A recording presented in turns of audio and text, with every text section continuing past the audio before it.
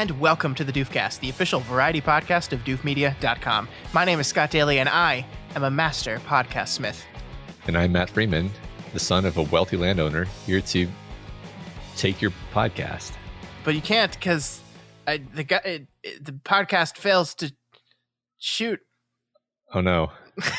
It's falling apart, Scott. Anyway. No. This week on the show, it is part number 2 in our 10-part series of deconstructing the films of Gore Verbinski. We'll be deconstructing Verbinski's second feature, 2001's The Mexican. So we're going to be talking all about The Mexican, Matt. I can't wait to talk about this movie. It's been, I think, 20 years since I've seen this movie. So I'm very much looking forward to this conversation. Awesome. Sounds good. Then we're going to be chatting about Falcon and the Winter Soldier. We have finally both seen all 6 episodes of that show, and we're here to talk about it. And I think we're going to chat about some exciting MCU news that came out this week. Awesome. Can't wait. And then we're going to wrap everything up with a quick review of the new HBO Max feature film, Mortal Kombat. I think we were considering doing an entire episode on Mortal Kombat, and then we both saw it and decided there's not enough to fill an episode here. So we're just going to do a quick thing at the end of our show. Yeah, there's not enough. There's not enough to fill anything in that movie. Nope. All right, Matt, let's waste no time and get right into it. Let's get into our full spoilers discussion of Gore Verbinski's The Mexican.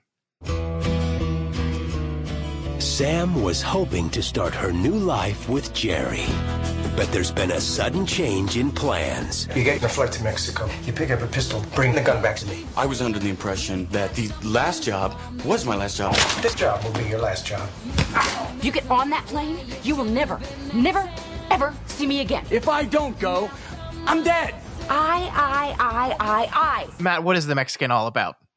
A man tries to transport an ancient gun called the Mexican, believed to carry a curse, back across the border while his girlfriend pressures him to give up his criminal ways. This movie was written by J.H. Wyman, a TV writer who has written episodes of Fringe and created the series Almost Human and NBC's Debris, which are 2 shows I've definitely heard of. This movie is starring Brad Pitt, Julia Roberts, James Gandolfini, J.K. Simmons, Bob Balaban, and Gene fucking Hackman. I guess that's where we will start here. This cast is stacked. Indeed. Not just the cast, but the performances. I have great things to say about everyone. Everyone does a great job. Like a standout, memorable. I mean, that I saw this movie like you 20 years ago or whatever, and like I remember it really vividly. Like and it's because of how hard some of these moments hit and how well the performances carry, the emotions. Really, like that's probably the best part of the movie, I think. Yeah, I have a lot to say about that, but I agree with you. I don't remember this movie, or I didn't remember this movie as well as you did. I think what happened here is I think this is like one of the most Guy Ritchie movies ever. Like, in tone and in just dealing with goofy gangsters getting in over their heads. It's such a Guy Ritchie thing. And like, I guess part of my brain had just decided this was Guy Ritchie, but instead of doing England, doing America / Mexico. It's got Brad Pitt in it, so why not? Yeah, I mean, exactly. So I think I just had lumped this together with Snatch and some other movies.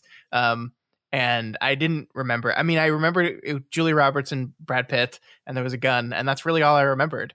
And so it was really a pleasure getting to revisit this movie. And I think it all kind of came back to me as I was watching it. But it's really just a delightful movie. There's so many little fun bits of it. I think we're going to have a lot to say about how Verbinski is kind of managing tone and what he's doing behind the camera in this movie in really interesting ways. I thought, like, my brain thought this was a Guy Ritchie movie, but as I was watching it, I was like, no, of course this is a Verbinski movie. Like, this is just everything this is doing. I just see shadows of the movies that we're going to be talking about in the next few weeks. Exactly. So one comment, since we're talking about our memories and our experience with the movie, and I think this might lead into a discussion of the script, maybe. I'm not sure. We could take it any number of ways, but sure. It's funny because I thought the end of the movie was the two of them sitting in the hotel waiting for the phone call about the passport. it's entirely possible that I literally didn't finish this movie. But here's the funny thing. It's also entirely possible that I did, and my brain just like didn't store that ending because the weird sort of disjointedness of the script and like the act structure and so forth, and like the fact that could very well have been the ending. Like the movie could have ended tonally and plot wise fine right there, and then we have this whole extra 20 minutes where he goes and sees Gene Hackman, right? Yeah. So like it's a weird kind of gangly script. It has so many great moments in it, but I can't quite call it a great script because it's so like so weird and sprawling and kind of tonally all over the place. Yeah, I think you're right. I think if anything here, Verbinski saves what could have been a pretty mediocre movie. Because I think I agree with you. Like the weird thing about this movie is the tin says Brad Pitt, Julia Roberts, and actually you get very few scenes of Brad Pitt and Julia Roberts together. For most of the movie, they are apart and on their own, completely separate adventures that, like, even thematically don't exactly line up to me. I mean, there's this whole through line of like James Gandolfini teaching Julia Roberts what love is and like helping her find her way back to her relationship with Jerry, played by Brad Pitt. But for the most part, at least the part of that portion of the story that really works on me is the Gandolfini half of it, that her transformation is not near as important to the story as his transformation. And that means the movie just feels so disjointed because you have Brad Pitt doing his own goofy adventures while you have James Gandolfini, this gay assassin that is like learning to love himself for like the first time ever. And it's this really like meditative, deep, powerful movie in which Gandolfini is giving one of the best performances of his career. And it's like, it's insane that this is in the same movie as all this other stuff. Yeah, right. I mean, it's like, it's as if somebody wove in like a Michael Mann movie with Mouse Hunt. Like, yes. Like it's like kind of whipsawing between these really great emotional heavy moments and then like slapstick, like he shoots the guy's foot and it's funny. Yeah. Yeah, I mean, there's a scene in which, like, and don't get me wrong, the Mouse Hunt-esque comedy in this is dark. It's like Mouse Hunt, except it's not a cartoon, so the people actually die. Yeah, but like a man, like the main gangster's grandson gets killed because people are just firing guns up in the air and a bullet happens to land and hit him in the head, and it's played as a oh my god, look how bad things are getting for you, Brad Pitt joke. And it's funny. Like, I'm not saying it's not funny, but yeah, then you have a scene later in the movie in which Gandolfini and Julia Roberts walk into a room in which the friend that they met, Frank, that Gandolfini has fallen in love with, has been pushed out of a window, and they're realizing it and just horrified. And it is tonally kind of weird. The fact that it works is remarkable to me because I think it does. I agree that like that's what's so weird is I think that it 95% works. Like here's my gripe with the movie. Okay. I was like mad at this movie for most of my life. And the reason is, number one, I probably wasn't watching films in the most mature way when I was like like a teenager. Number two, when Brad Pitt like kind of unceremoniously kills Gandolfini's character, and I was like mad. I was like, wait, like that, but like I love that guy, like that, but like that. This is how we're ending that plot line, and like there's like it didn't feel like a resolution. It didn't feel like what was solved here. This was just the saddest thing ever, and then we just kind of move on from it, right? Yeah, and it's like there's not even and then like Julia Roberts gets over it within 10 minutes or less. It is really surprising that he explains the situation to her and then she's just okay with it. Like that the big reveal is that James Gandolfini's character is not the person we thought he was. He's a guy named Winston. He's not, I forget the name of the Leroy. There you go. He's not Leroy. Leroy is a black man. Leroy is the man that Gandolfini had killed, and twice actually. The first time he was wearing body armor, and so this reveal means that he wasn't the person he said he was, which means he wasn't working for the people he thought he was, which means he was going to kill them both, which is Brad Pitt's argument here. But we've just spent 45 minutes with James Gandolfini, like half the movie with him. And we've gotten to a point where we're like, I don't believe that even if that was his order at the beginning of things, I just don't believe that is what he was going to do in the end. So I understand why Brad Pitt as a character in this movie kills him, because he hasn't experienced that side of him.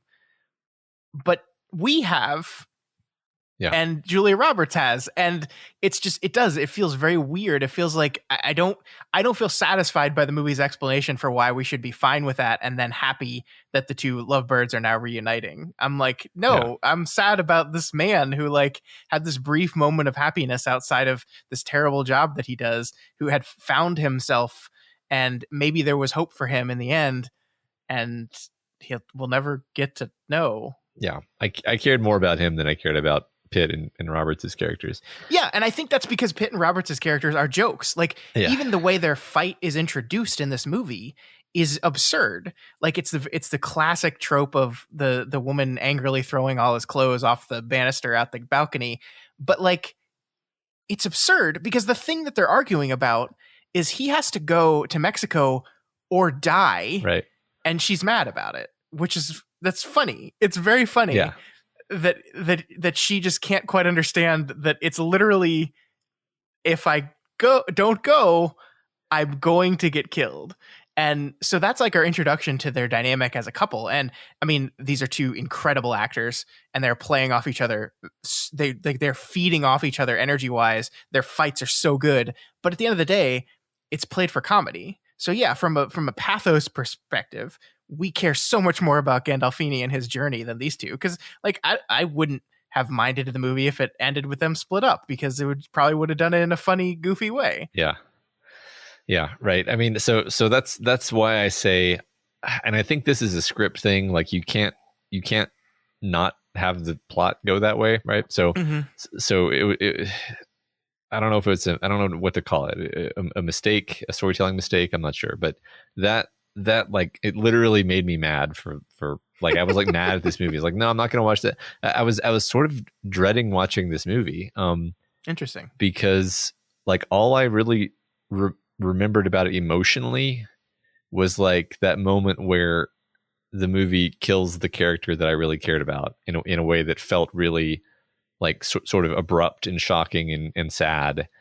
And the thing is, when I watched it again, I knew it was coming, and so it didn't affect me nearly as much. But I pretty much felt the same way about it as a storytelling choice. I guess the question we should ask ourselves then, when we get to these questions where we're like, this was a dumb decision, is the way we feel, does the movie want us to feel that way?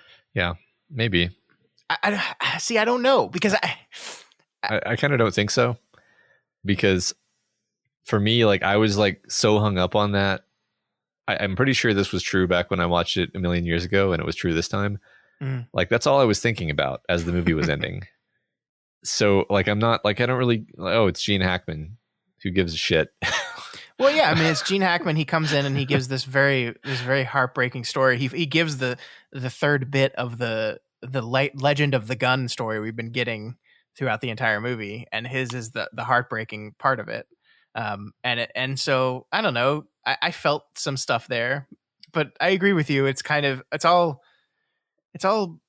like charged with the knowledge of what just happened. Yeah. Well, you can't hit people. It's it's like Hamlet dying and then having another 30 minutes of play somehow. It's like no, like that, like the whole showdown where, he goes to the place where Gene Hackman is, and then he goes to get the gun from Julia Roberts, and she's in the trunk, and Bob Balaban has her at gunpoint, and it's this, and I'm just like, I just don't really care about this actually. Like I'm Yeah. sure it's all going to end up fine. Well, again, I mean, like the gun is a symbol of love, right? Like, Yeah. I mean, rather textually, there's a big heart in the middle of it, Mhm. and so I think it's important to their story that her being able to fire it and it working is like a symbol of their true love between these two characters, and I get that, and I like it, but again, it doesn't tie in. Gandolfini's role in that is literally just to tell her, hey, you're being dumb. Like, I do love the line where like he asked her the question, like, what do you do when two people love each other but just can't make it work? Yeah. Like, how do you know when to quit it? And she gives the dumbest answer ever. Yeah. and he's just like, that's your answer? It's like, look, there's a right answer to this question, and that ain't it. Yeah. Like, it's God, he's so good. They're everyone's so good in this movie. Like, I love that stuff, but yeah, I mean, I just wish, I don't know, I wish he was there at the end. I wish like he was there involved with the gun itself at the end. Yeah. Yeah, me too. So I think we basically agree that the script made some weird decisions in more than one place, but overall, either there was enough there to the script, or Verbinski is actually just that good, and the actors are just that good that they sort of like made scenes work that by all rights shouldn't have worked plot wise. Yeah. I mean, definitely there's a lot of this that reminds me of Rango, which is a movie we're going to talk about, much later. Sure. But where there's long stretches of silence and scenes, meaning visual, just visual, travel between locations. Yeah. Giving you like and conveying a lot of emotion and a lot of tone and even a lot of character in like long segments where nobody says anything. It's all just silence and decisions and facial expressions and set decor, like set decor, this pervasive dusty Western feel, really. I mean, it's Mexico, but it feels Western to me.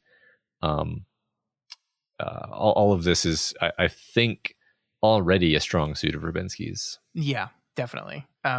He plays so well in this environment. It's such a beautiful looking movie.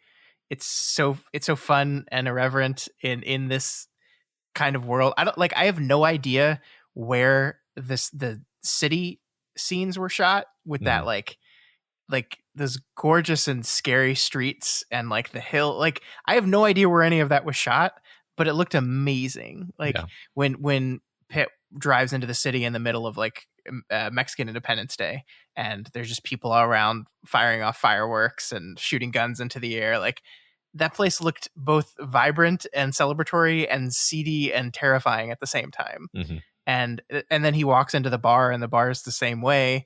It's all just really wonderful and detailed. Well, and then the bar kind of reminds you of Pirates. Yeah. where like everybody is extremely creepy and aggressive and leering, and it's not quite to the like pure comedy point that Pirates is. But no, it's great. Yeah.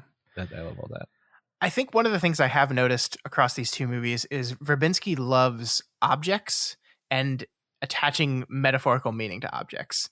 Like the string in Mouse Hunt was a big one. We've already talked about the gun here, but another one he does here is the traffic light. I don't know if you noticed this. Yes.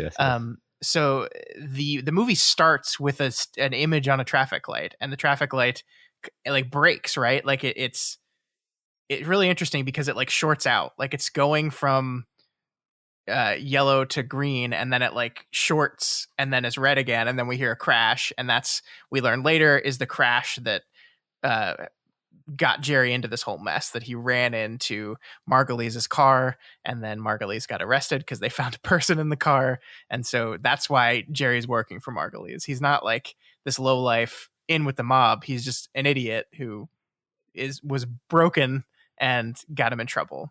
Yeah. And so throughout the movie, Jerry keeps driving by traffic lights constantly. And like we have recurring beats, like the one where he's in the middle of nowhere and the traffic light is a solid red and he tries to inch out and the cars come by the exact moment that he's inching out. And the intersection, there's a moment later in the movie where the traffic light is broken and there are people, like there are traffic light people, I don't know what they're called, traffic light people repairing them.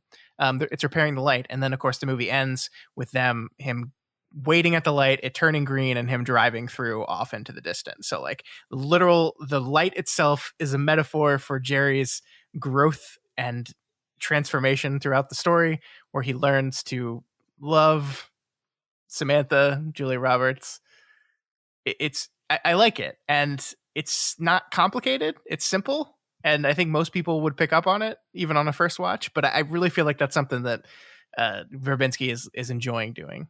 Yeah, absolutely. I think that this ties into what I was just saying about how much of the movie is sort of silence and just visual communication, because he's training you to pay attention to what you're looking at.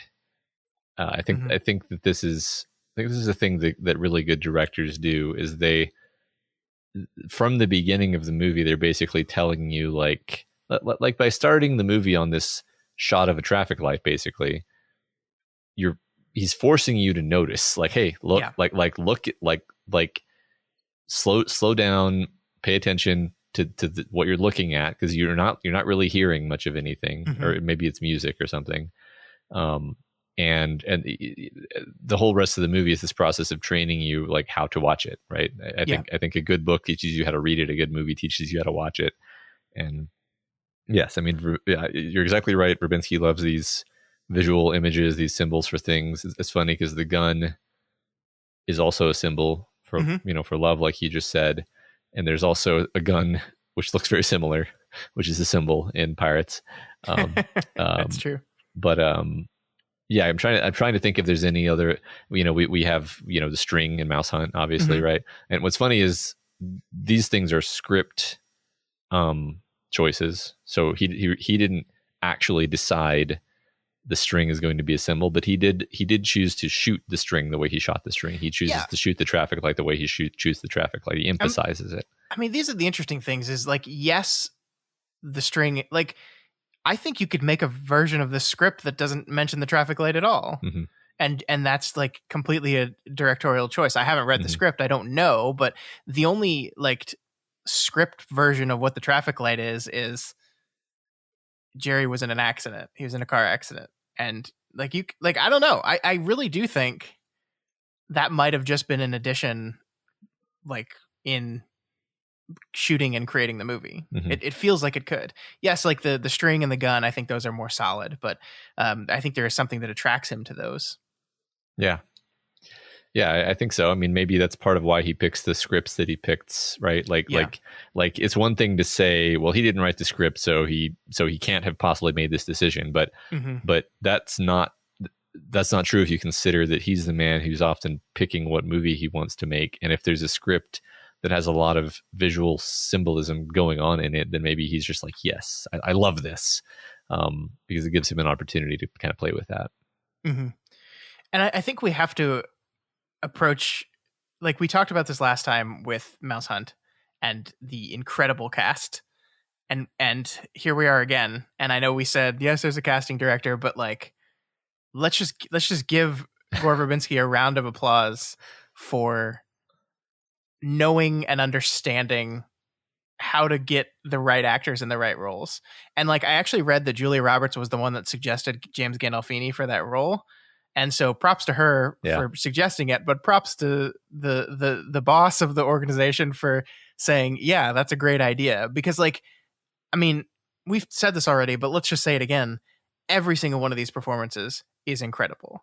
Every single one.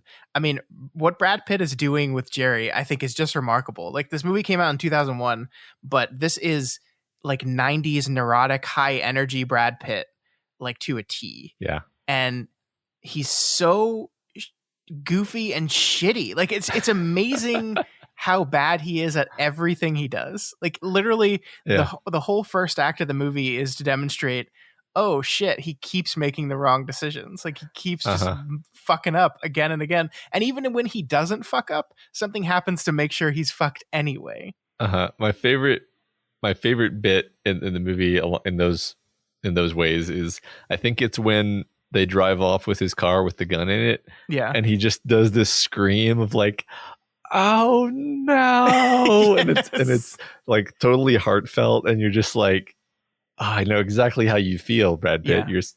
But God, he is such a fuck up. Like Brad Pitt can be cool and he can be suave and he's good at those things.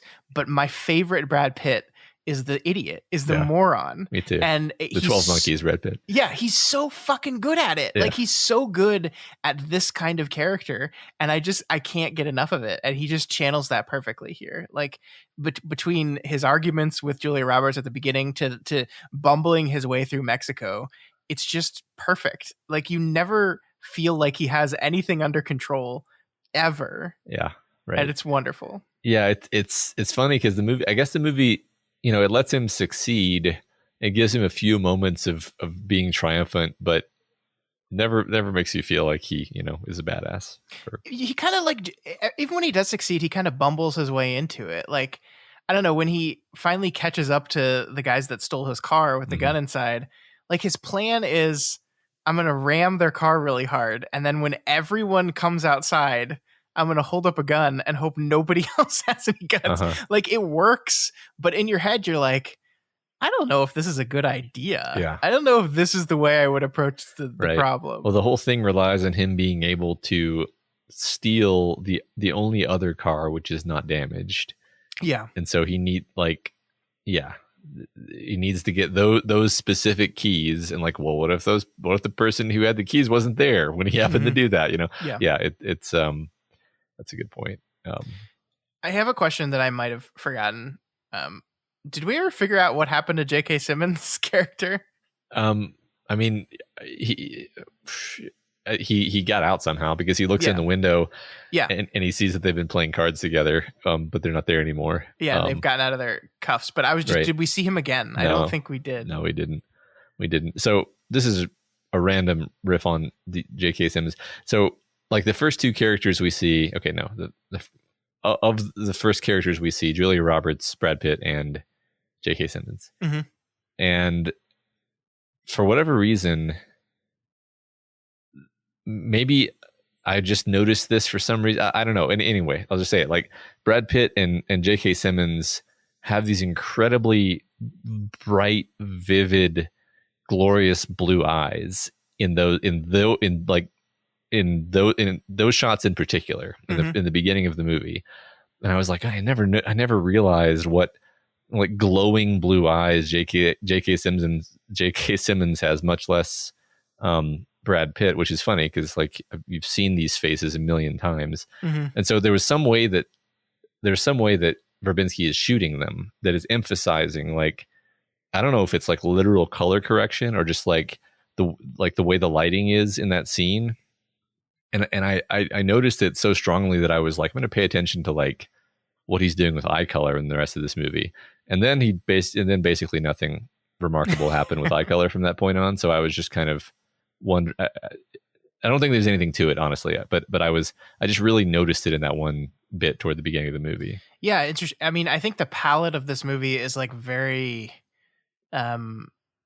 it's very muted and muddy, especially when they get to Mexico. So maybe just the bright blue in that kind of orangey dirt palette like just shines out more. It could be. And of course, maybe they're just lighting and color correcting the scene to emphasize the strengths of the characters, which are their incredible eyes. Because I mean, I noticed that with Brad Pitt for sure. It's just like, damn, his eyes are blue. Holy shit. It's crazy. Yeah, they're like glowing, and I was almost like, is there going to be a bunch of like eye imagery in this movie? And really wasn't. It was just the one scene. But anyway, I don't have a point other than they have such dreamy eyes, don't they? I mean, you fell in love with Brad Pitt. It's okay. Yeah, it's happened to all of us. Yeah, everyone does. Everyone does. Yeah. Yeah, I mean, kind of shifting over to Julia Roberts here, like she's doing great work too. Like I said at the beginning, I wish we got more of the two of them together. But I love what she's doing in this role. I think everything in the mall scene is like incredible. I love how all of that plays out. Like I love how Verbinski shoots that mall scene where Julia Roberts is just hanging out in the food court drinking a tab with the straw, and then goes to the bathroom and like the two assassins like follow behind her. I just love all of that so much. Verbinski does this thing where he like sets a camera up on the trash can and then has this recurring beat of every single one of the people that walk by the trash can throws something away in it, and it just like adds rhythm to the scene, and like you kind of it allows you to see the progression of what's happening here. I think it's really fantastic.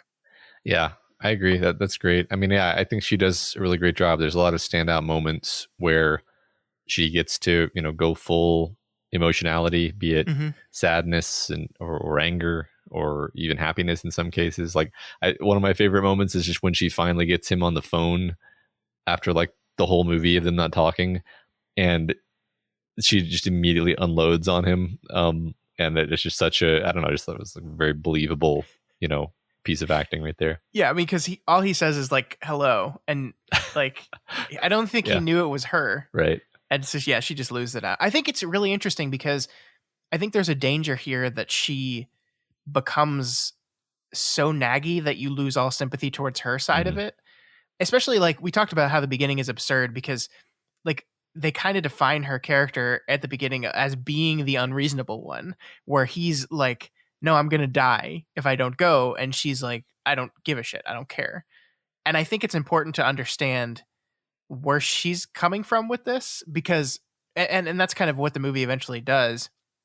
It allows us to see like he got into this whole thing because he's an idiot, and he keeps getting himself into it because he's an idiot.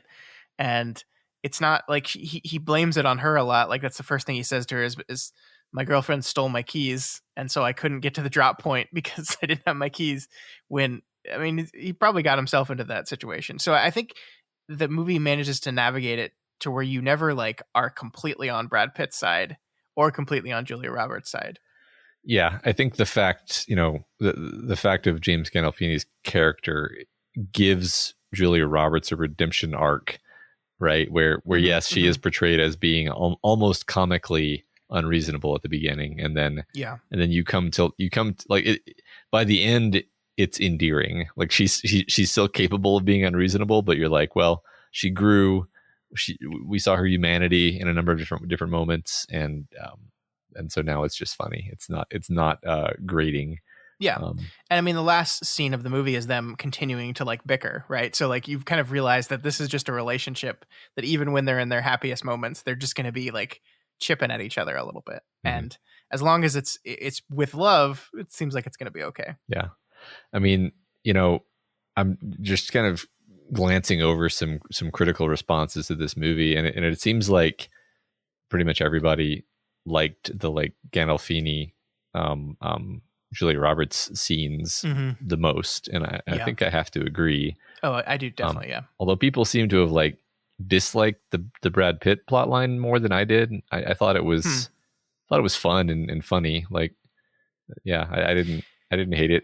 I didn't hate it. I do think that like if you carved the Julia Roberts stuff out of the movie entirely, I don't think it's a good movie. Like I don't think the Brad Pitt side of things holds up on its own as its own story, as well as I think the Julia Roberts side could possibly hold up. Like I think you could make an entire movie about Julia Roberts and James Gandolfini and like her being held because of her boyfriend's troubles, and we don't actually need to see those troubles to understand. Like I think that would work as a movie, and I don't know if the Brad Pitt stuff would work for me on its own as a movie. Like I think it's just so one note and goes on for so long that I think it would just get dull after a while if you didn't have that other half coming in. Yeah, maybe so. When you said that, I immediately like imagined the voice of Brad Pitt on the phone, like being the only exposure to Brad Pitt's plotline that we get in the movie. That would be great. Yeah. No, I think that's kind of fun. I mean, I don't know, like that's the weird thing about it is like, I don't know, like if you gave this script to me, in the time machine, and we're like, all right, Matt, you said you had some complaints. What are you going to do? I think I'd probably end it before all of the Gene Hackman stuff. Like, that's one change I would just make immediately. I'd just be like, the end of the movie is when they're sitting in the hotel waiting for the phone to ring, and it just never ring. And like, you don't know if it's going to ring, and then the movie ends.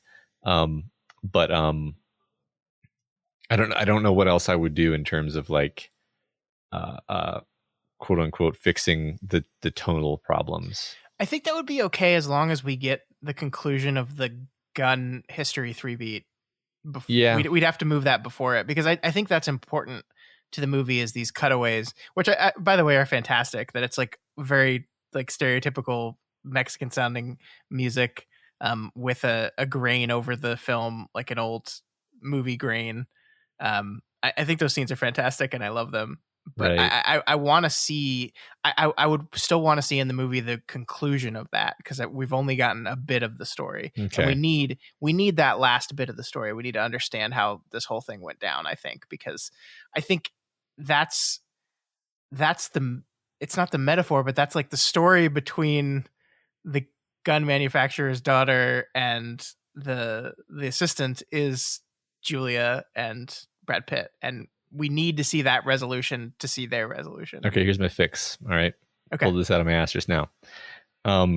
James Gandolfini finally gets Brad Pitt and Julia Roberts in the same place, and you can see on his face that he's considering whether he's going to have to kill them, and then he decides he's not going to, and he has some kind of speech about how they should have a good life together, and then he just like leaves, and then you have this moment of like, yay, victory, and then Bob Balaban shows up serendipitously, or he's been watching the whole time, waiting for an opportunity. And then we have the ending sequence where instead of shooting Gandolfini in cold blood, we have a similar sort of standoff, and maybe we just copy the standoff from the end in some way, but then you kill Balaban. And then you just end the movie way earlier, and maybe somebody's there to give or maybe Balaban himself tells the true story of the gun. Mm-hmm. That would be interesting. Maybe Gandolfini is the one that shoots Balaban with the gun. That would be awesome. Like, that's the thing. I can see a number of ways the movie could have just ended 20 to 30 minutes earlier, which I think would have been to its great benefit. I think the movie did not need to be over 2 hours long. Yeah. I do think, there is a moment where the movie feels like it's ending. Like, I just feel like, and it's not even in the hotel room. I feel like the moment where he sends her off on the plane, she gets off of the plane and then asks him the question, right? Yes. She asks, like, what do you do when two people are in love, but they can't just seem to get together? Like, when does it become too much? And he just answers so matter-of-factly, never. Right. Yes. Where it's not even a question for him. That feels like an ending line of a movie about two people trying to work it out. Yes. That also should have been the ending. Like, I think you just put that at the end, no matter what. Like, you can maybe keep everything else, but just switch that to the end. It just feels like an ending line to me. I agree. I felt the same. That's the problem. There's like 3 endings. It's Return of the King. It is. It's just not. It's not epic enough to justify Return of the King endings. No, it's not. But I mean, overall though, like, still really great movie. And yes, all the structural problems aside, just like, I think Verbinski sticks a camera and coaches acting out of actors that are just incredible. Like, again, James Gandolfini is so fucking good in this movie.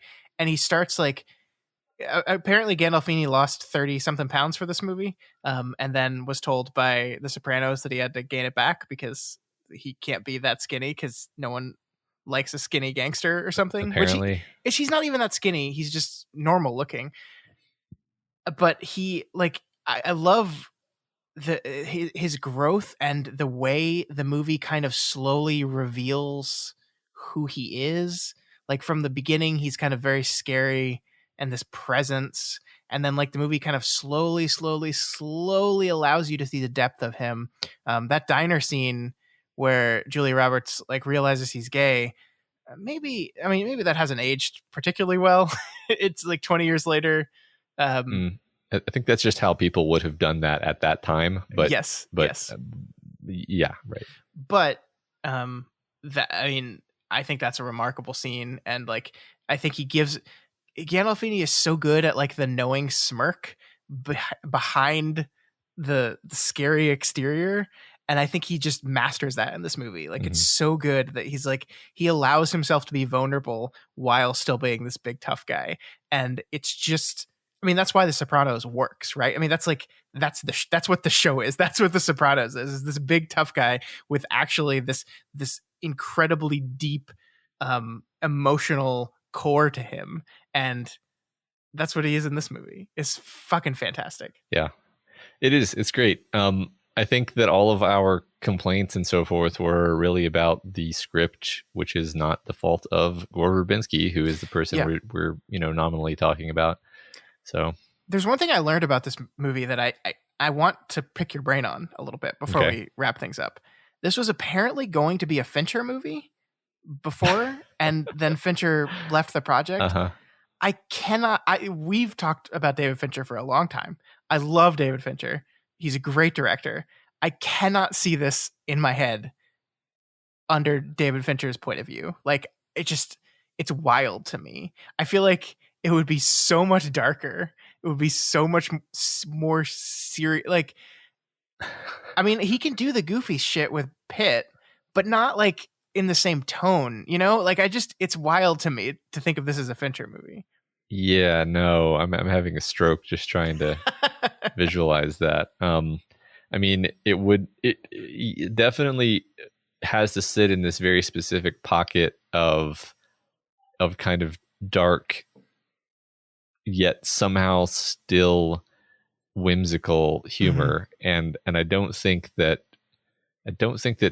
humor is Fincher's strong suit. Like, he sticks to what he's good at. That's the thing about Fincher, and we talked about this when we studied Fincher, is that like he just does similar feeling movies and similar feeling stories, and it's not that they have zero humor, but it's just not something he's at all interested in. Whereas Verbinski does a lot of funny movies, and I just don't think I think this would have been a dark, depressing nightmare. Yeah. Would it have rained all the time? I don't know how that would work. I'm imagining certain of these scenes with just like the color filter cranked, just like black. Just everything's black. You can't see Brad Pitt's eyes in this movie because it's too dark. Instead of having these shining blue eyes, he just has black pits in his skull, instead of like the sort of charming Western / Mexico aesthetic, it's just shitty. Everything's just shitty. And rotting. Yeah. Isn't it interesting the way this movie depicts Mexico? I think that's a good thing to talk about, because it's not like the movie's not trying to say, oh, Mexico is a shithole, right? Like, it's not trying to say that at all. It's actually like there's a lot, like, the movie is almost making fun of the dumb Americans' inability to know how to exist in Mexico. Yeah. Because like they get themselves in their own trouble, like with this stupid, like the thing that Verbinski repeats twice with Brad Pitt and then with J.K. Simmons, where it's like, don't you have a car that's like a little more Mexican? Yeah. I mean, I actually have no idea what Mexico was really like in 2001, but I feel like the settings that they chose were aimed at evoking this feeling of like the old days, like the days in which the gun was made, presumably. And like everything, like there's a lot of that kind of architecture, and just kind of old, like there's just an old timey feel to everything. It feels like they've gone back in time. And I do think that's interesting. I do think that's intentional, because definitely. We have to say that the dog is the best. Good boy. Good boy dog. Love the dog. So good. Yep. And there's a lot of dogs in Verbinski movies too. Wait, were there dogs in Mouse Hunt? I don't think there were in Mouse Hunt, but there's the dog in Pirates with the keys. There's a dog in Pirates? I think it shows up more than once. I don't think the dog is literally just holding the keys. I thought the dog showed up more than once. Maybe I'm wrong. Why am I thinking that's a monkey and not a dog? No, there is a monkey in Pirates. There's a different monkey. Yes, the monkey is a pirate. The dog is what gets them out of the prison. Yes, Look, you are correct. Maybe I remember this. Maybe there's not a lot of dogs, but there's I feel one other dog. like there's 2 dogs. 10 movies, 2 dogs. Verbinski loves dogs. I guess that's sort of a normal amount of dogs. So. All right. Anything else you wanted to say about The Mexican? I don't think so. It's a good movie. If you haven't seen it, it's probably worth the watch. It has this what I feel is a surprisingly low Rotten Tomatoes score of 54%. I don't think it deserves that, but no, that seems low. Maybe you should know that going into it. Mm-hmm. I will say that if you try to use Siri on your Apple TV to search for this movie, it will think you're being racist. Because that's what happened to me. I just like held down the Siri button and said The Mexican, and it said I can't do that. And then I said The Mexican movie, and it said I'm sorry, I can't do that. And then I said, okay, search for the movie titled The Mexican, and that's when it worked. So don't let Siri think you're being racist. It's a gun, not a person. Exactly. It's a gun. There you go. It is interesting to me, not that saying there's anything wrong with the movie, but this is a movie titled The Mexican in which every one of the characters we've talked about is definitely not Hispanic. Correct. None of these people are Hispanic. Yes. Which is not to say there's not Hispanic people in the movie. They are just not the main characters at all. And they're not played by actors that you would remember the name of. Correct. Yeah. All right. That is The Mexican. Matt. Yep. The next film. Do you know what it is? Do you know what the next film after this one is? So, I mean, I do because I was looking up Verbinski, but okay. Why don't you just say it, because I never would have guessed this. Yeah. In a million years. The next film we're going to be covering in our Deconstructing Verbinski series is 2002's The Ring, which is a horror film, American remake of the Japanese horror film Ringu. It's kind of crazy that he goes full horror here. And I love this movie, Matt. This is one of the, like, when I saw this movie in the theater, it scared the ever living shit out of me. And have you ever seen it? Have you ever seen that? I have. Yeah. It's scary. It's a scary movie. I didn't see it in theater, but I saw it. I don't remember when, but yeah, it's great. I can't wait to do it because this is, as far as I know, the first example in all of our millions of Deconstructing Directors series where a director really takes such a big departure from kind of their lane. Yeah. Yeah. I want to spend some time kind of seeing if we can unpack why we think that is. And it's not to say, like, I think we'll see as we go through Verbinski that he does other horror-esque stuff. Like A Cure for Wellness is going to be the final film of his we do. And that is not it's not like Ring level horror, but it is definitely a horror adjacent film. Sure. So he is attracted to this in certain ways. And I'm really looking forward to looking at it through this perspective. Yeah. All I remember about this movie specifically is that I went to the theater. I didn't know what kind of movie we were seeing. And then it started and I was like, oh no, this is a spooky movie. And I just was not mentally prepared to see a scary movie, which made it even scarier. It's great. It's great. Yeah, that's always the worst. I am curious to see, kind of laying the groundwork for the next time we talk about this. I am curious to see if this movie works beyond the meme. It's become so memeified in the years that it came out that I do wonder if it functions, if it's able to function for me as just a movie anymore. I'm curious about that. I predict yes, but I guess we'll see. I mean, maybe the reason he doesn't really spend much more time in horror is he doesn't feel like he's successful at this. Although this is a very well-liked movie, if I recall. It's extremely successful movie. Yeah. Yeah, I'm looking forward to it, actually. Yeah, me too. It's fun. I don't think I've ever talked about a straight up horror movie with you before. Yeah, maybe not one as straight up horror as this. I mean, we've talked about Jordan Peele movies, but yeah, does not count. That's true. All right, so we'll be back in a couple weeks to do The Ring. All right. All right, Matt. let's talk about the Marvel Cinematic Universe, because it's been a while since we talked about the Marvel Cinematic Universe. Yes, it has. So I want to talk to you about this like 3-minute video that Marvel released. I think it was on Monday of this week. It was basically, it opens with Stan Lee voiceover talking about how much he loves people and he wants to be around people. And it's basically Marvel inviting people back to movie theaters, right? Like, vaccines are going out, movie theaters are reopening, and people are trying to get people back in the theater. And so Marvel cuts this thing that has this voiceover, and it's playing scenes from the previous Marvel movies. And then it cuts to an illegal recording from inside Avengers Endgame opening night, which is hilarious. It's like, I guess Marvel was like, if you're going to steal our video, we're going to steal yours. That's great. But like with the audience reactions to On Your Left and Avengers Assemble and these wonderful moments in Endgame. And then from there, it kind of moves on to what's next in Marvel. And so it shows some scenes from some movies we've never seen before, like Chloe Zhao's Academy Award winning Chloe Zhao's Eternals shows brief moments from that movie.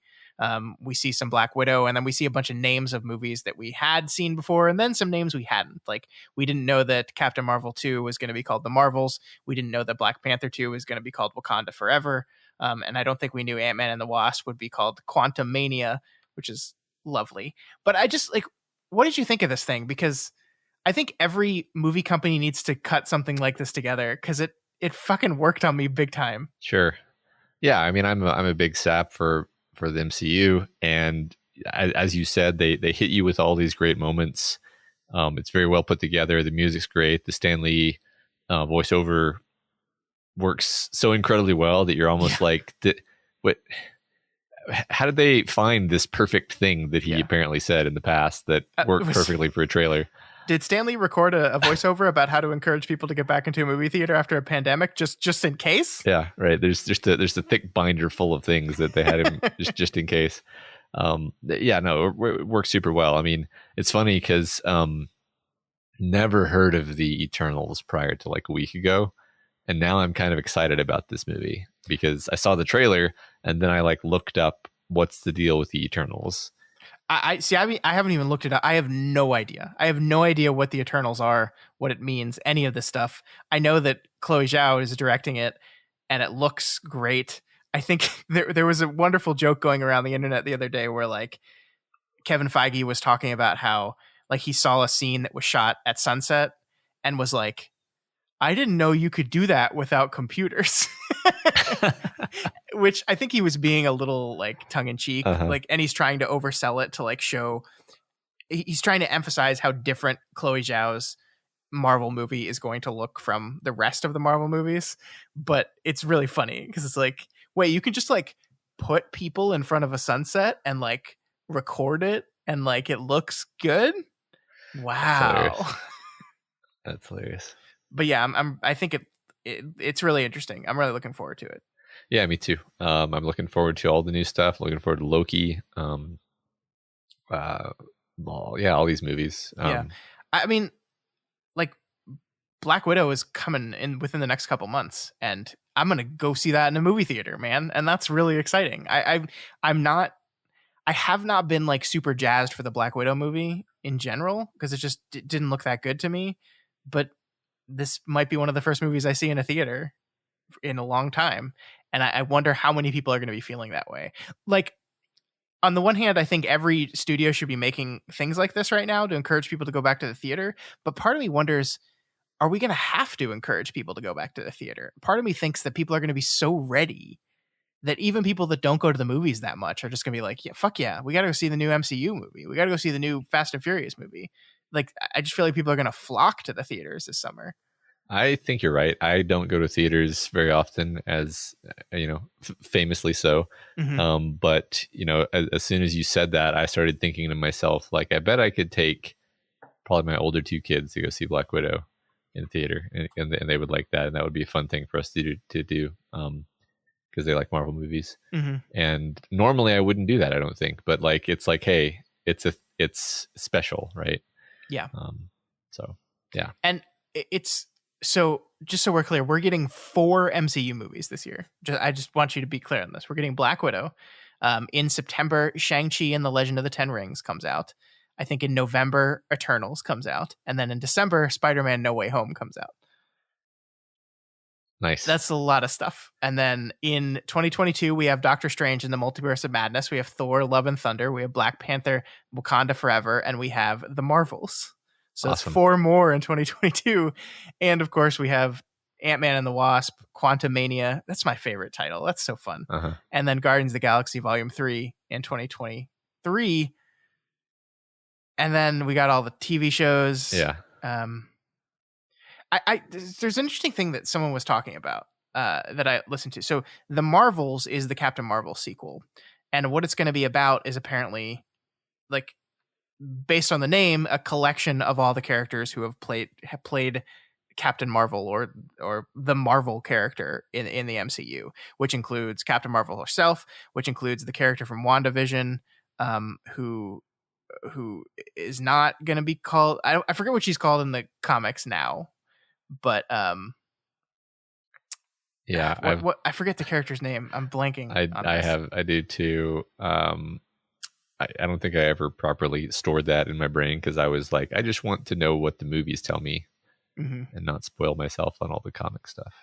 But and then also Miss Marvel, who is an incredibly popular comic book character right now, who is getting her own show. She's also going to be in the Marvels. But the interesting thing about that is that's the movie, The Marvels, is going to come out after that show comes out. Mm-hmm. So, like, it's going to be weird that by the time we get to Brie Larson's second Captain Marvel movie, like, we'll have spent way more time with all these other characters as compared to her. Yeah, I mean, it's just, that's the thing with TV is we're just going to spend like so much time with Miss Marvel, which I'm very excited about, but like, I don't know, it's just kind of wacky. Yeah. They're really beginning to integrate the shows in, right? Because as far as I can remember, this will be probably the first time where, like, you should have already met this character in the show and gotten to know them in the show before you go see the movie. I do wonder how they're going to handle that. Yeah. If they're going to, like, because I don't think they want you to have to watch a 9-hour show before you walk into a movie. So I hope not. but I think I think they both do and don't want you to. And I think one of the things that the MCU has always been really good at is if you do know all the dorky details, like, you can enjoy it extra. But if you don't, you still get something out of it. Yeah. So I hope that's how they handle it. Yeah, me too. I have a lot of faith in them at this point, but this is a very weird thing that they're getting into now. Yeah. So I mean, it's weird because, like, on the slate, we've got the next 3 years. We don't have an Avengers type team up movie, right? Like, there's no. It's obvious they're getting into the multiverse stuff, like Quantumania, Multiverse of Madness, like with Spider-Man No Way Home and with WandaVision, we're obviously delving into multiverse stuff. And so that could be like the next Infinity Gauntlet thing, is some multiverse problem. But that's not on the slate. Like, the only thing after this on the slate is they're going to do a Fantastic Four movie eventually. And that's kind of, this teaser thing ends with just the Fantastic Four 4.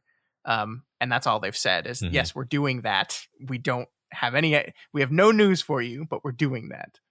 Yeah, I think that they intentionally wouldn't start building hype. Like they're very savvy and thoughtful about how they build hype with these things. And it does them no good to announce something that's like 4 years away, in particular, because maybe maybe that's just beyond a reasonably like safe planning horizon, because like weird, crazy things can happen. But also, like, hey, I'm already plenty hyped about, the next 3 years of movies you just laid out for me. So it doesn't make me more hyped for you to just give me that extra, like, oh yeah, and then here's this 37th movie and it's going to be a team up. I'm like, a team up of characters I don't care about, right? So I'm not actually, I wouldn't be excited about that. But after I've watched all these movies, I'm going to be more excited. And then you tell me, oh, there's going to be a team up movie and it's going to have Miss Marvel and Ant Boy and female Thor, and then I'll be excited because I'll know them at that point, right? Sure. So, Makes sense. Yeah. yeah. No, I think you're right. And with that, you want to chat for a little bit about the Falcon and the Winter Soldier? Speaking of Marvel TV. Sure. We can chat about the Falcon and the Winter Soldier. So, I think this show was a damn mess. There were several episodes that I thought were bad. Yeah, just bad. There was a bunch of good fun stuff in there too, but it was no WandaVision, not even close. No, I mean, like, not even close to me. WandaVision felt like it had, for lack of a better term, a clear vision of exactly what it wanted to do and wanted to be, and it stuck to that throughout. And even if I didn't like how it stuck its landing, like, I think the last episode of WandaVision was its weakest for me. I still just love that show. The Falcon and the Winter Soldier feels like a show that's trying to do too many things at once, and therefore every bit of it is hurt. Like, I love the concept of, okay, what does it mean for a black man to be Captain America, right? Mm-hmm. Like, that's a really cool idea, and I was like really excited that they were going to fully explore and embrace this idea. And I just don't think they ended up doing a good job. Like, I don't think they answered that question. I think they're like the penultimate episode, I think, is the best episode of the series, and it has, Sam talking directly to Isaac about these things, where he says that great line is like, they will never let a black man be Captain America, and even if they would, what kind of self-respecting person would want to be, right? That's a great fucking line, and you can see it like rock Sam to his core. But his like response to it is just like, okay, but I'm gonna do it anyway. And yeah. I just, like, none of these questions were satisfying to me. Like, none of these answers were satisfying to me. Yeah.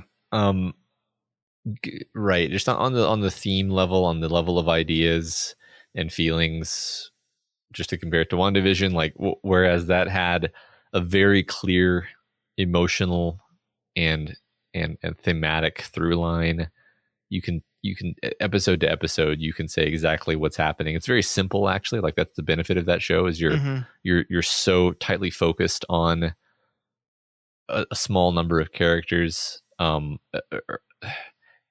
Yes, a mystery, but ultimately everything ends up being fairly simple, actually. Whereas this movie, it gets bogged down in so many like different things going on.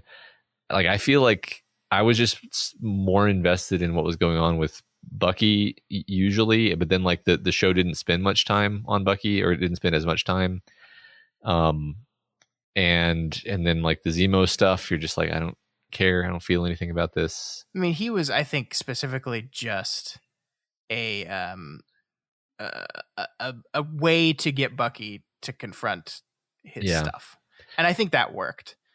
Yeah. I think I just mentioned that as an example of, like, we're sort of just throwing stuff at us, and none of it is connecting emotionally or really at all. I don't know. Like, I don't like to just like rag on stuff like this, but I have very little good things to say about it. Like, I think some of the performances are really good. I really like the two leads. I think they did great.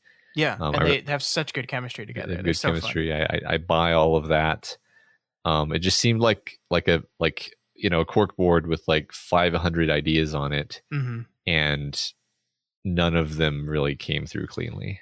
I mean, I think the biggest indication of this to me is the director apparently last week said, like, we wanted you to like Walker by the end, John Walker, by the end of the series, and I'm like, what? Like, I think the show is so inconsistent at how it wants us to feel about this guy. Like, it takes so much time to make us hate him, and then he has this turn at the very end of the final episode that I just didn't believe. Like, he shows up in the last episode, they have a brief fight, and then he's just like, oh, I've realized the error of my ways, and I'm going to help you now. And, like, does the moment work? Yeah, the moment works. I like it. But then the show ends on him becoming U.S. agent, which is a bad thing. And I don't know how they want me to feel about that. Right. That moment that you're talking about wasn't set up right? There is a complete lack of proper storytelling setup and payoff. Like we've talked on various shows at various times about like the atomic unit of storytelling is setups and payoffs. And if you have like a moment that's supposed to feel like a payoff but wasn't set up, then it doesn't actually feel like anything. And they just have a bunch of shits happening. Like it's not, I think for me, like the big tombstone sitting on the whole thing is Sharon Carter walking out of the building after her pardon and calling somebody on the phone and saying, now we're going to have even better access to SHIELD secrets. And you're like, I feel nothing about this because number one, you already told me that she's the bad guy. So this isn't a reveal.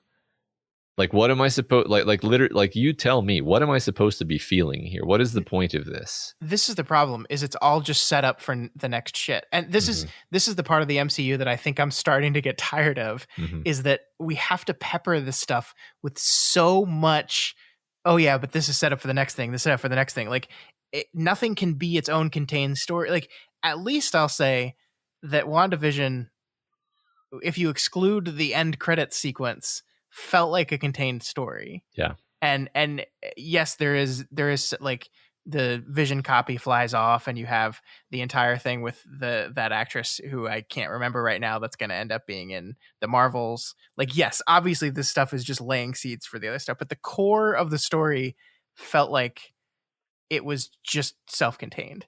And this just felt like, no. Like the whole Sharon Carter thing,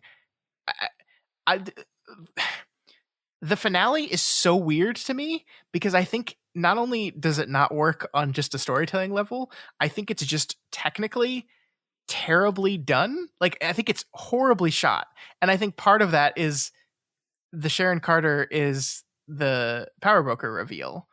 Like, it's just flat. It's just totally flat. And the Anthony Mackie in the Captain America costume reveal is the weirdest fucking thing in the movie because it doesn't like stop to give him a costume reveal moment. It's like the first time you see what the costume looks like is when he's about to crash through a window, and then the show doesn't stop and have like a swell of music moment and have him stand up, and like it's so clunky and weird. It's awful. I don't know why they did it that way. Yeah, it's like he crashes through a window and then the camera sort of like manages to catch the first half of his body in the next shot, but like there is no costume reveal. No, it doesn't let you take in the reveal, and it's weird because they built it up as a reveal. Yeah. They ended the last episode with him opening the case, and we're not allowed to see what the costume looks like. It makes all kinds of decisions like that. Like the entire fight at the end, like, okay, I think the core of the problems here, we talked about this before, is Carly Morgenthau, who I still 6 hours later have no idea what she was trying to do and how she was planning on doing it. And so the entire final fight, the geography of what everyone's doing and where they're going and it's so confused. Yeah. And none of it makes any sense. Right. I mean, like whatever she was trying to do, she's just an idiot murderer. And it's so funny at the end where she, she begins to be like, it doesn't matter if we die. The movement is strong enough. And then like you can see all of her, lieutenants looking at each other askance. And it's like, yeah, it took you this long to realize that she's like incompetent. Yeah. And like, God, I don't know. And then Captain America has a speech at the end, parts of which, by the way, of this speech I really do like. I love the line. It's cheesy, but I love the line, "My only superpower is believing we can be better." Like I like that line. But like when he looks at Carly Morgenthau and is like, "You'd call her a terrorist," and I'm like, yeah, like I understand the core of what she was trying to do was noble on some level, but like the movie took pains to show us that she's lost her way and has gone down a path of violence and horror. And then like the speech is like, this woman was willing to be a terrorist to get you to listen to her. And I'm like, yeah, I get that. But like, yeah, maybe make her a little more sympathetic. Yeah. Then. I mean, I mean, I would dare say all terrorists are willing to be terrorists to get you to listen to them. That's kind of the problem. Yes. I mean, that's the thing is like, I think this show asks a lot of really, really complicated questions. And because the questions are so complicated, there aren't easy answers. And so Sam's inspiring speech to the senators at the end of the show is basically like, this shit's complicated. I don't actually have the answers. You guys figure it out. Bye. Mm-hmm. And that just felt unsatisfying to me. And Sure. like, I don't know if I would have liked a version where the show tries to preach to you. Because look, the idea of, hey, all these people died or vanished, and then 5 years later they come back, and now people are living in their houses, is a really complicated and interesting idea. And like the literal, how do I solve that problem, is really complicated. And the show's take on it was, I don't know, man. Just do it. Right. Just figure it out. It's your job. It's a complicated problem, but it's your job to figure it out. Go do that. Yeah. It struck me as just extremely juvenile. And it struck me as them just being like, we don't, like, obviously this is an unsolvable problem. Like in the real world, there are lots of situations where it's like, people have been fighting over this border for 700 years. And there are deep and ancient hatreds on both sides, and like nobody can just give a speech that solves this problem. Yeah, and it's a similar situation in this show where I think the problem is they just shouldn't have like chosen to tackle an insolvable problem and then then pretended that they solved it with a big speech. They should have tried to tackle something that was more, appropriate to a man who can fly with metal wings. I don't know. It's just bad. Like I'm sorry. It's just bad. Like I want to do. I don't think I have time to do this, honestly, but I kind of want to do like a script doctor. What Captain America, what Falcon and the Winter Soldier should have been, where you just do the basic thing like I did with the script doctor video for the Star Wars movie, where you just take the characters as they start out with their basic wants and needs, and you take the playing field as it lay, and then you just say, all right, like what is required here, and how can we fit these things together in a way that comes out satisfying? Because I feel like you can do it. It's just they wanted to cram in 157. They wanted, I think, literally they were like, yeah, but we have to cram in Sharon Carter and Zemo and Isaiah and what else did they cram in there? Everything. Just everything, yeah. And all of Madripoor, and like I think, I respect this show because it's swinging. It's like it was trying to do something super hard. They could have made this a very standard, simple buddy cop thing, in which Sam becomes Captain America at the end. And they tried to do something more complicated with that. They tried to reckon with what being Captain America means, especially in our day and age. They tried to reckon with the idea of, what like government overreach and like they tried to reckon with all these big, complicated, complex ideas. I think the problem is just like there's a reason why sometimes big budget entertainment things tend to shy away from reckoning with those kind of things, is because it's very difficult to come to a conclusion, like a satisfying conclusion, and also have a guy who can fly and throw a shield around really cool. Like it's really hard to do both those things at the same time. And I think TV is the place that you can do them. I just think this failed to do it. Mm-hmm. Yeah, I think you're right. I don't have much more to say. Yeah, that's Captain America and the Winter Soldier. I will say one thing. I am very excited for Anthony Mackie's Captain America. They announced as soon as they kind of revealed his Captain America suit that they're going to make a Captain America 4, and it will be starring Anthony Mackie as Sam, as Captain America. And I'm super excited for that because I think the suit looks cool. He works. I love Anthony Mackie as an actor, and I'm really excited to see what they do with that.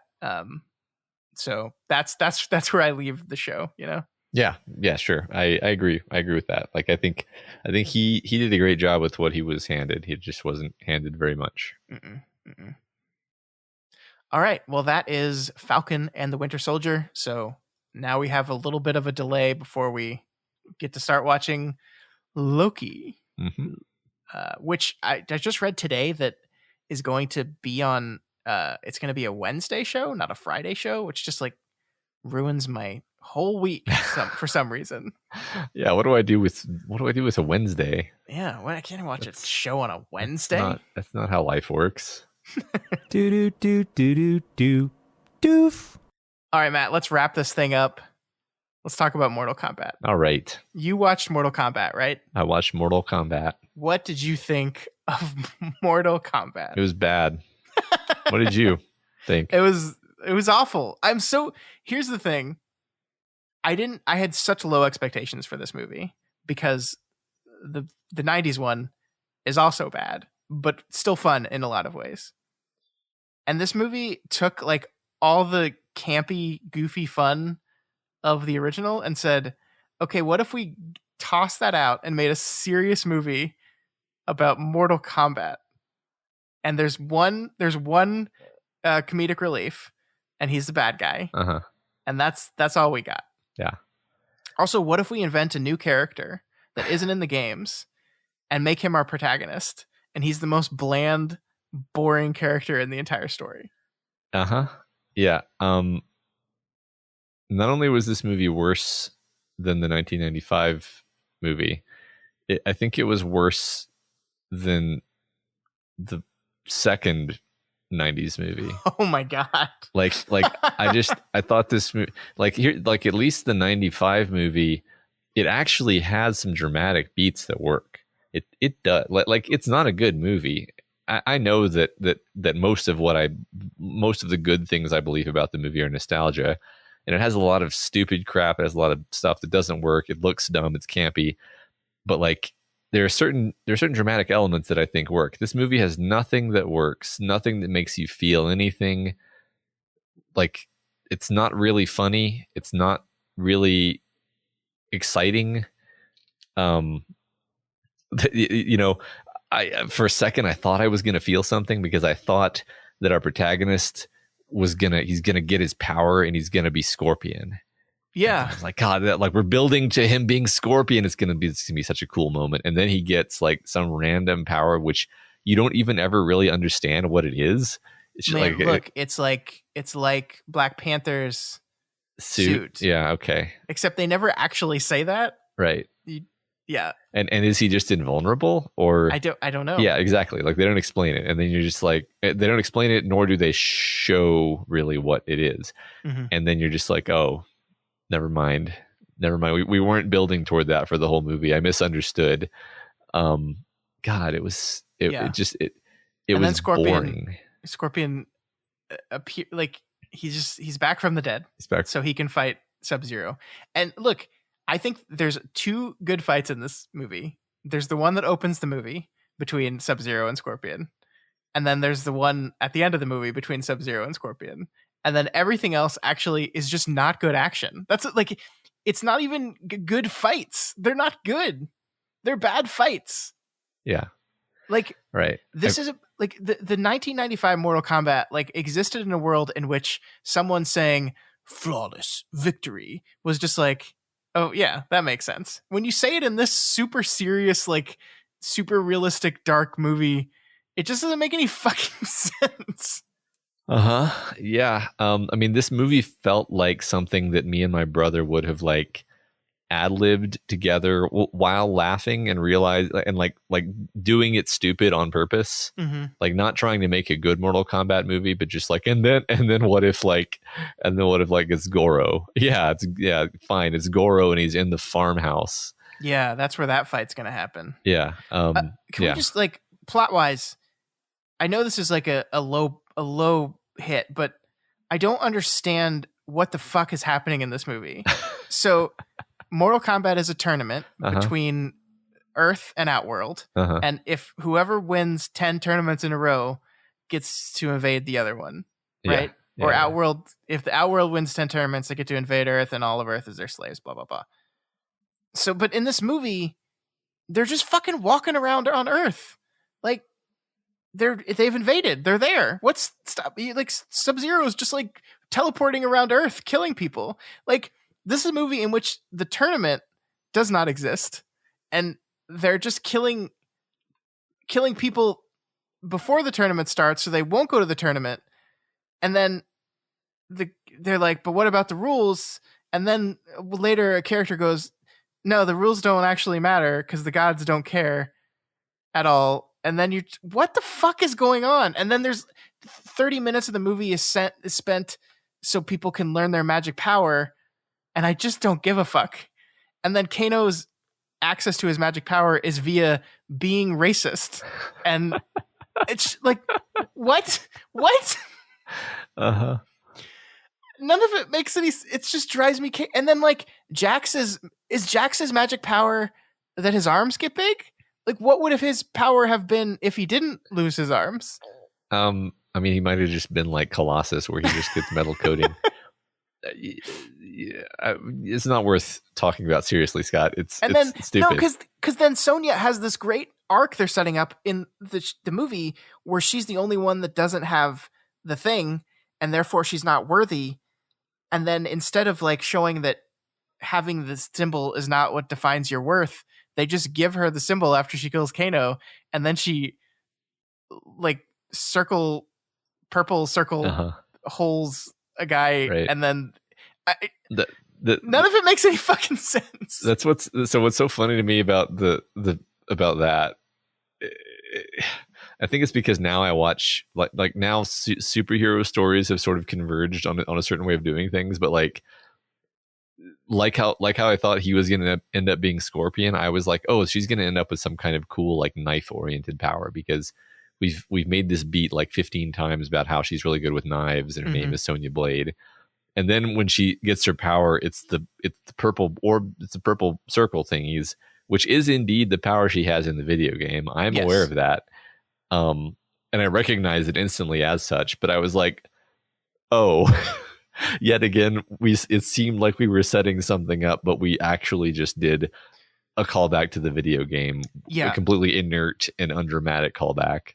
I mean, that's the problem, is the video game's the starting place and they had to work backwards to get there. And so they added this idea of what is it called? I can't even remember what the fucking thing is called that like, they've named it. But see, here's the good thing about the 95 movie is they picked and chose from the video game as it made sense, basically. And they didn't do utterly stupid shit just to adhere to the video game. I mean, look, it's a stupid ass movie. The 90s is a stupid movie. It's a dumbass movie. It's at least 50% less dumb than this movie, though. But it's a movie that is aware it's dumb, and this is a movie that it's like, I don't know, like there's a scene in this movie in which Liu Kang uses the cheap move you can use in the video game to just keep knocking people down, and I'm just like, what is this doing in this movie? It's like it's just like every 5 minutes they were like, oh, we have to do another fun joke reference, but the rest of the time we're gonna take this super, super serious. I mean, I think there's a difference between campy and lazy. Okay. And sure. I think the 95 movie was campy, and this movie is just lazy, where they just were like, let's just shoehorn as much of this crap in as we can, because we don't actually have any creativity or any like plan or any vision to make this a story. This isn't a story. This is just like a jigsaw puzzle made of pieces, which are each Mortal Kombat video game references. But it's a setup for a trilogy of Mortal Kombat movies. No, they're gonna, because they got it. They haven't actually done the tournament yet. Mortal Kombat has not happened in Mortal Kombat yet, so they got to do. Although I don't know who's left at this point. They've look. I haven't played the games in like 10 years, so I have no idea what all the characters are. But I recognized all the ones from the 90s. Right. I mean, Sub-Zero, I think, has been like, a staple for many, many of the games. And look, like Joe Taslim played Sub-Zero, and he's like one of the best martial artists of all time, and that's why his fights were the best. Like there's the guy who played Sub-Zero and the guy who plays Scorpion. Hiroyuki Sanada are like two of the best martial artists in the world, right? And so like I was hyped, and their fights are the best, but it's still not like great. Maybe I just watch too much action shit where I'm just like, this actually isn't good action filmmaking. Well, it wasn't shot well. It wasn't. No, it was terrible. It was not. I mean, I do watch a shitload of action shit, and it was not shot competently. It was not shot in a way that made it fun or even engaging. Like I was kind of doing something while watching this movie, and I would just like look away from the screen in the middle of fights. I got bored. I got bored in this movie. Yeah, and that should never happen. Like you should, if you're gonna pay half attention to a movie, at least you should look up during the fights and pay attention during the fights. But I was just like, doesn't matter. Like nothing cool was happening on the screen. It's like, yeah, they're just like punching and blocking and kicking, and every once in a while there'd be a slightly cool thing, like he makes a blade out of blood. That was kind of neat. That was neat. That was like the one moment everyone talks about. Yeah, right. yeah. I mean, that's the thing. It's just I'm confused because this is a movie in which I've seen a lot of people respond extremely positively to, and I am there for dumb action, right? Like, I don't think a Mortal Kombat movie needs to have a good story if you make the fights amazing looking and engaging. I just really think that's the truth. And it didn't even do that for me. And so I'm just so confused what people are getting out of this movie. I don't see it at all. I don't know. I agree with you completely. Like there was just nothing there for me.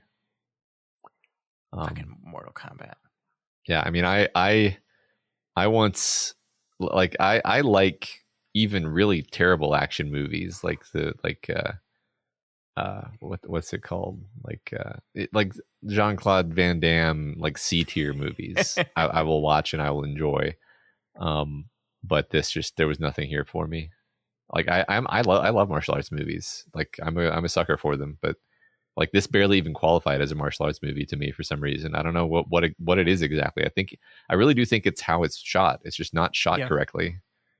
Yeah, I mean, the director of this movie was a guy named Simon McQuoid, who has directed nothing. This was his first feature-length film. Huh. He directed a video short in 2014, and then he directed this, and that's it. So I don't understand how he got this job, but he got it, and so that's where we're at. It's not good, not good at all. Hey, do you remember any of the music from this movie that you just watched? No, I remembered when they finally at the very end played the song I was waiting for them to play the whole time, which is the Mortal Kombat song. Right. It was a lot. It was like they were trying to do copies of that, like the same feel as that music without doing just that song. So like they knew we were waiting for it. That's what I felt like. There was a lot of like very high-paced techno type music in it that was completely unmemorable to me. Because I was just like, the only reason I remember it is because I thought, oh wait, are we doing more? No, we're not doing the song. No. Okay. Yeah, it's all just like the whole movie. It's all just generic, uninspired, bad examples of the sort of thing that it is trying to be. I just remembered the word. It's Arcana. Or they say it like Arcana, but yeah, sure, yeah. It's stupid. It's dumb. You don't have to explain to me why Scorpion has a chain thing. And he has to say "get over here" when he does it. Yeah, I don't need to know why Jax has metal arms. Jax has metal arms because he's the guy with metal arms. That's it. It's fucking Mortal Kombat. You have a four-armed monster, and yet you need to develop a story reason for why Kano has a laser eye?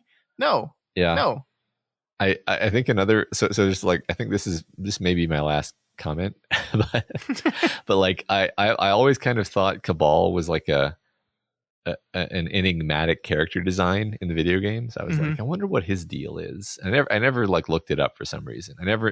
And then he's just like some guy. He's from New York. He's some guy from New York that Kano injured, I guess. Like it's the most, for something that I've sort of vaguely wondered about in the deep depths of my subconscious for like 30 years, it was the biggest letdown ever.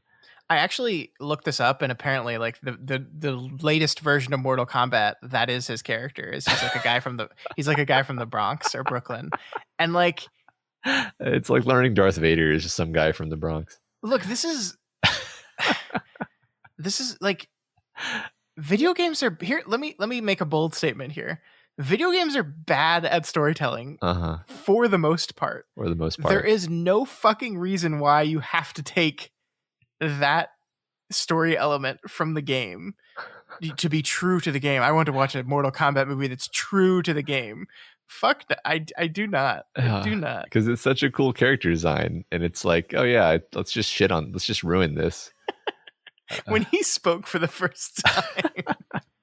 Holy shit. Yeah, exactly. I was like, oh, it's Cabal. I want Can't wait for him to die. Yeah. So that's Mortal Kombat. I'm sure a lot of people out there loved it and are disagreeing with us. And I genuinely want you to tell me why, because there's very few things I can say about this movie that are good. The first 5 minutes was good, but it didn't feel like a Mortal Kombat movie. It felt like just like a martial arts movie. I mean, it was okay. Like I didn't think that had good fight choreography either. I thought it was pretty good. I guess I'm just like they hadn't got my buy-in enough that I could believe that he could just like throw this little knife on a rope around and have it actually injure people. Dude, he's Scorpion. Okay. But that's not how physics works. Like sure, he's Scorpion, but he's fighting a man that makes ice out of nothing. Yeah.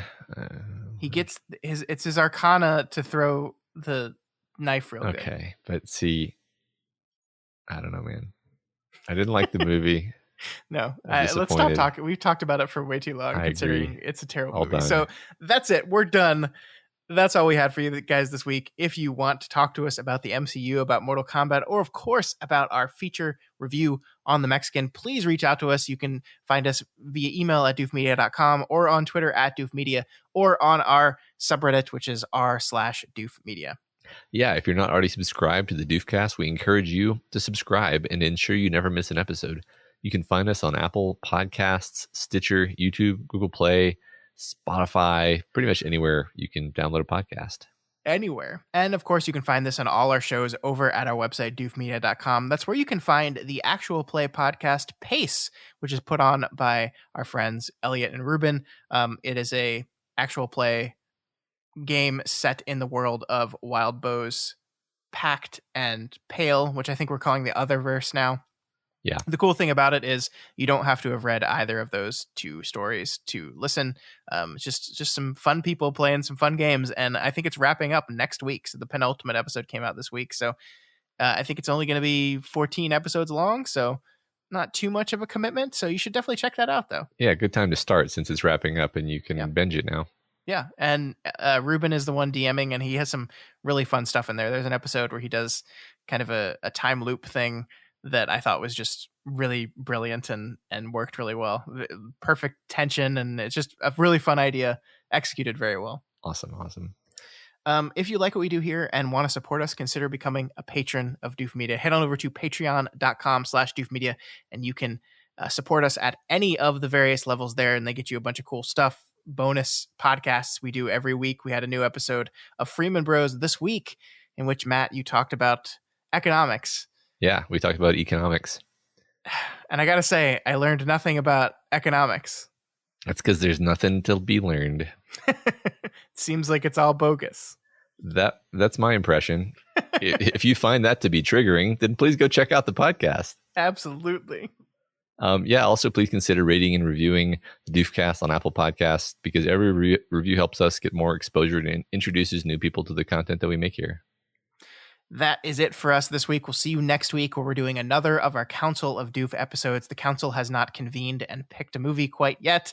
It's my fault because I haven't sent out the poll on Patreon, which, note to self, do that. But we will be back next week to talk about a movie and see if it's good enough to be in our council. So we'll see you then.